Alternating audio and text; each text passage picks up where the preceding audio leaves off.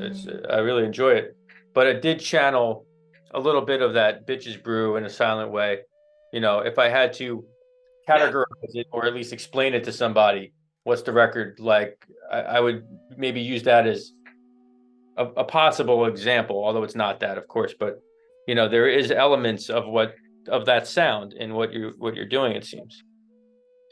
For me, the sort of elevator pitch for the record or the tagline is "In a Silent Way" meets you know early Santana when they were rehearsing to make the album Abraxas.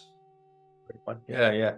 You know, it's interesting that like all of these things that we're talking about Mhm. are summer of 1969. Sure. Yeah. You know, all of this. Right. For some reason, I mean, I guess it makes sense that I'm, you know, very close with Juma now. He's the god of the summer of 1969. He was in all these places, Right. right? Right. You know, but just talking about the magnitude of this, Juma played with Coltrane in 1965 in Los Angeles. Wow. Okay. Juma was a bassist before he committed, before he was more known as a percussionist.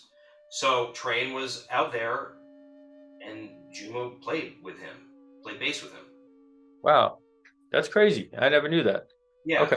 Fast forward to May of 1969, he and Jimmy run into each other in Woodstock, start working together, and it really he. This is my opinion. He won't verify or even comment on it, and I've Mhm. tried to get him on camera saying it, but he won't say it. But to my ear, Juma is the link between is what allowed or facilitated Jimmy playing Star Spangled Banner, because he's really doing something very similar to John Coltrane. He's taking a folk melody of Mhm. sorts, Yeah. and he's playing it as free jazz. So Jimmy playing Star Spangled Banner has somewhat of a precedent in Train play, or Miles playing, you know, dear old Stockholm or something like that, right? Right. A That folk didn't tune. develop to the level of free jazz necessarily. Right. Right. Train wrote Alabama, and that's reminiscent of a folk melody. He wrote Dahomey Dance, which is reminiscent of a folk melody. The way he applied My Favorite Things is in this sort of informed by a folk presentation. Sure. Green Sleeves is another example. He did Afro Blue. I mean, Yeah. the list is exhaustive, right? Right. But Sure. on the surface, what is it? It's kind of like a half-notey sort of melody with a very iconic lyrics Mhm. presented in a free jazz setting. That's what Jimmy did with Star Spangled Banner.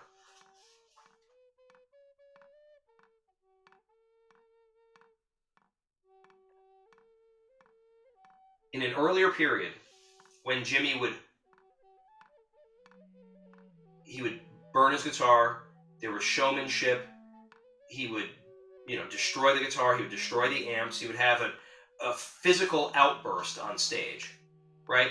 Which was somewhat the fashion of the time, right? So like the Who would Oh, do that sure. sort of thing. Mhm. Became cliche.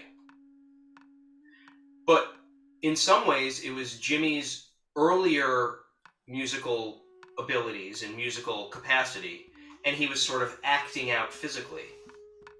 Lo and behold, he starts working with Juma. Suddenly, he channels all that energy and all that sort of destructive, powerful force, Right. very musical now with Star Spangled Banner. He channels his youthful exuberance, his fury. He uses his just like Train used his empathy for Alabama is about the bombing, which it was just the 50th anniversary of about Yes. 2 weeks ago. Birmingham, Alabama. Right. The church bombing, right? Yes. So Alabama was his response to that. Correct.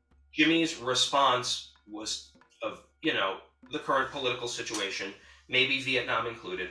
But Jimmy was he was in the army. He was a paratrooper in the army. Yeah. Mhm. He and Billy Cox were in the army together. Billy Cox was the bassist. Right. at Woodstock. They were playing with Larry Lee, who is an absolute top tier virtuoso, who just got back from Vietnam and had almost died from being hit with shrapnel from a bomb. So the core of the group, Jimmy, the other guitarist, and the bassist, were all veterans, right? Yeah, you know, that's incredible that you point that out. I don't think many people will realize the significance of that. That's Well, really a lot of people don't realize, yeah. I mean, I could go on with, I think about this stuff a lot, and now I'm hanging out with people who were it. So it's kind of, it's on the top of my mind. It's been on the top of my mind for, you know, since I was 18 or 17 or whatever it is. sure. Similarly, John Coltrane was a veteran of the civil rights, or if you make that comparison between, if Jimmy's is like a comment on the Vietnam experience, Right. if Coltrane's is a comment on the Alabama church bombing experience, Coltrane was a veteran of that experience. Right. Jimmy and the Cats were a veteran of the Vietnam experience, right? So John Coltrane, it's his empathy for the African American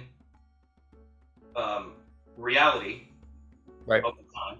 He's a veteran of that, right? So there's these similar, but that's all fine and dandy. But you look at one thing. There's one very important thing in common with those two things, and that's Juma is right in the middle of all of this. Right. And now he's in the middle of your music. And now we're working together. We're bringing it to school. Yeah. Right. That's heavy, man. That's I know. That's why I'm so like.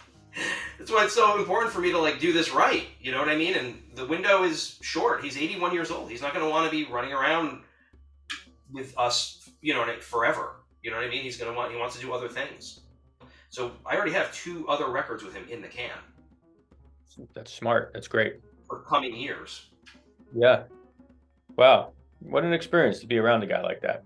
It's the best. So, were you listening to jazz or improvised music when were you exposed to that? The first thing I was ever exposed to was Jimi Hendrix at Woodstock. So being from upstate New York, you know, my uncle was at Woodstock. He saw Jimmy a couple times. My dad was into Hendrix, but my dad only had all the later stuff. He didn't. His older brothers took Jimmy's first 3 records that usually everybody knows. So I didn't even hear those. I heard Woodstock. I heard he had a couple cassettes, which you know were posthumous collections of his stuff, and it all featured Juma Sultan on congas and percussion.